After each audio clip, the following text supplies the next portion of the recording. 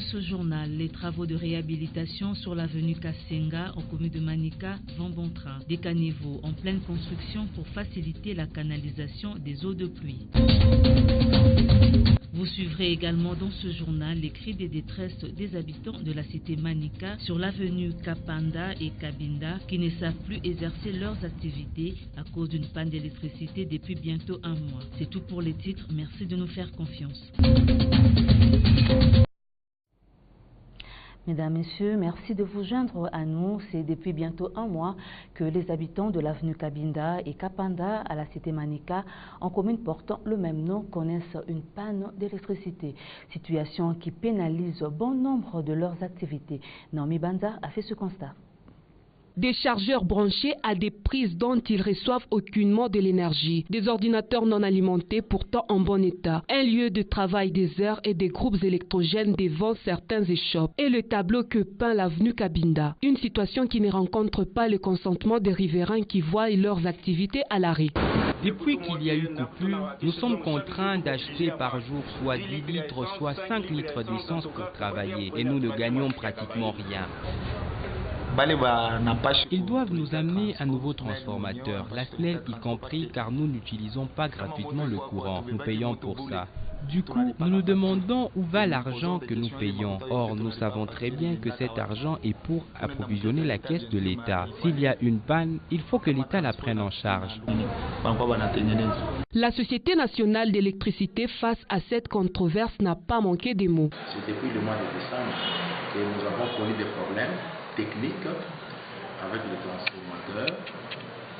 Jusque-là, nous reconnaissons que nous sommes dans un circuit de pouvoir trouver un autre transformateur. Je crois que j'avais fait des rapports à ma hiérarchie, même à l'autorité. L'autorité s'est impliquée pour remplacer d'abord les transforts qui nous posent des problèmes, les transforts de la cabine de Quito, pour que ces gens-là soient desservis directement. Le rétablissement du courant serait de bon augure pour ces quartiers qui peinent à servir aisément sa population. Construction des caniveaux sur l'avenue Kasenga en commune Manika par les agents de l'entreprise de la place sur la houlette de l'office de voirie et drainage depuis maintenant une semaine. Les usagers de cette route ont montré leur joie quant à l'avancée des travaux. Raphaël Leblondi nous en parle.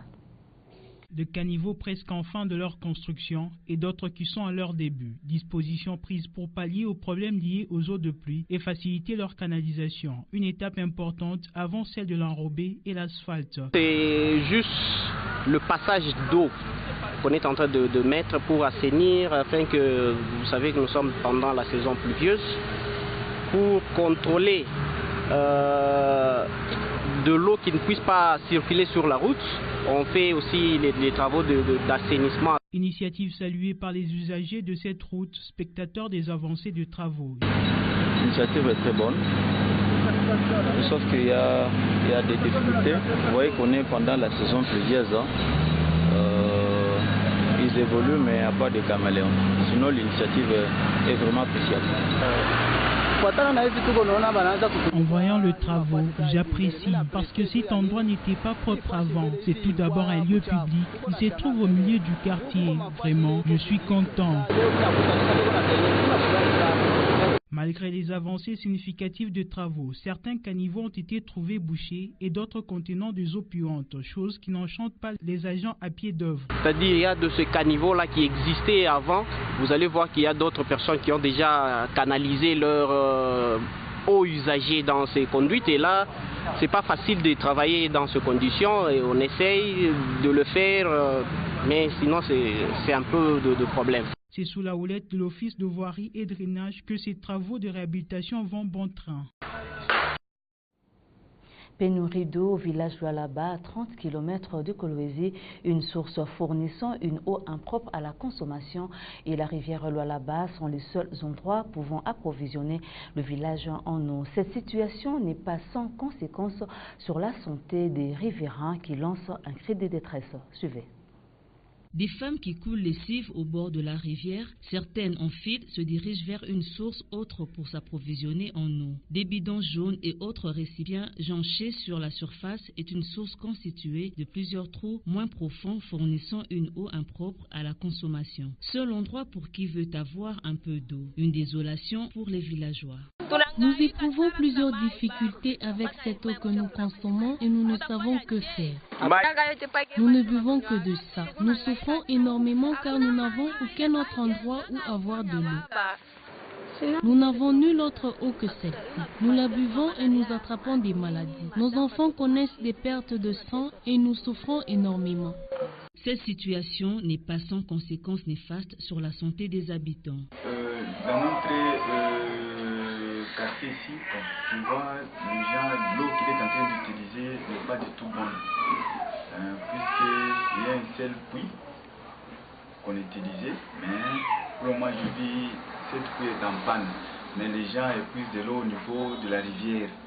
Mais cette eau, vous savez, comme on est dans la saison de pluie, il y a de l'eau stagnante, de l'eau très sale qui coule, qui arrive même entrer dans des puits qu'on est en train d'épuiser.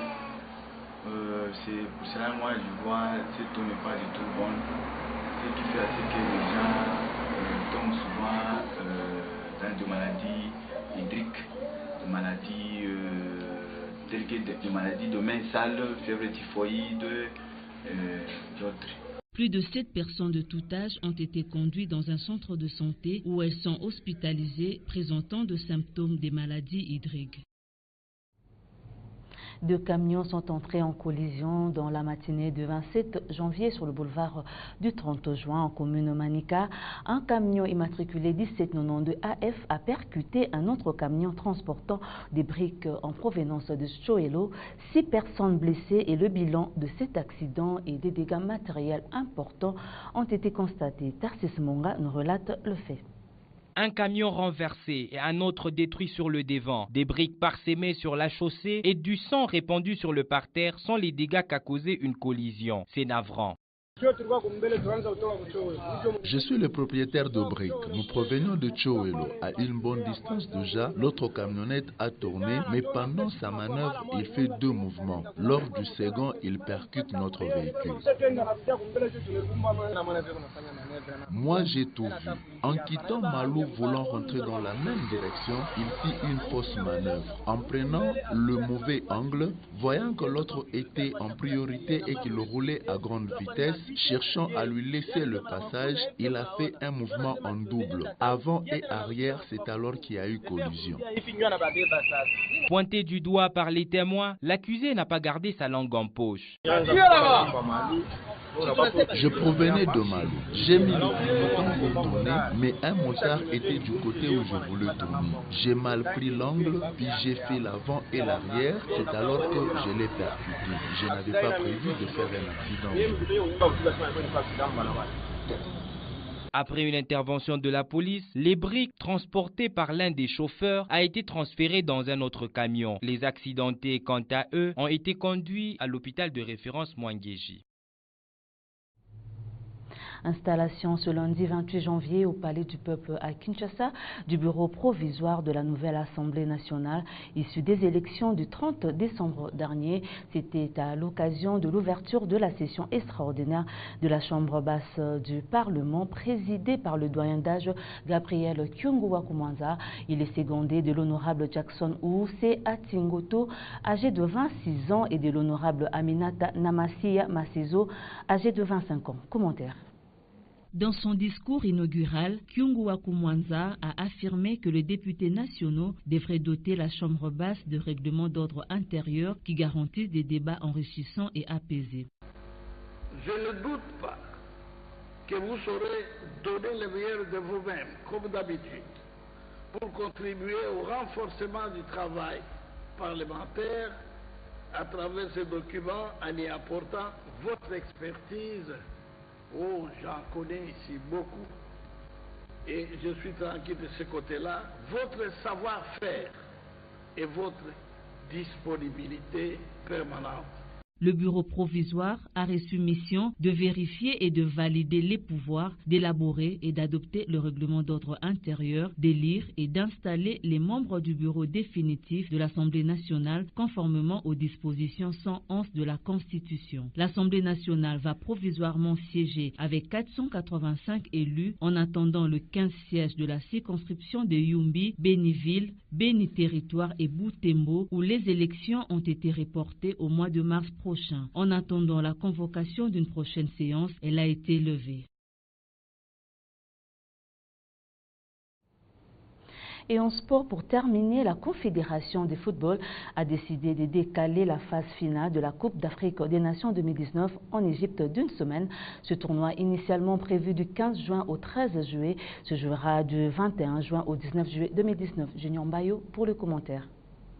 La Coupe d'Afrique des Nations 2019 en Égypte aura finalement lieu du 21 juin au 19 juillet pour permettre aux footballeurs respectant le jeûne du Ramadan d'être en forme avant le coup d'envoi de la phase finale. C'est en tout cas ce qu'a déclaré le vice-président de la fédération égyptienne Hamad Chabi sur la chaîne télévision locale On Sport TV. Le pays d'Afrique du Nord ont réclamé un report du tournoi d'une semaine par rapport au Ramadan, une version confortée par Mohamed Fadi, les directeurs de la compétition auprès de l'agence France Presse. La Confédération africaine de football nous a officiellement informé du report, a affirmé l'ancien joueur, ajoutant que la décision a été prise à la demande de pays du Maghreb, le Maroc, la Tunisie et l'Algérie. Des faits sur son site internet, la Confédération africaine de football a mis un compte à rebours indiquant que le coup d'envoi de la CAN 2019 est prévu le 21 juin. La durée du tournoi 29 jours reste,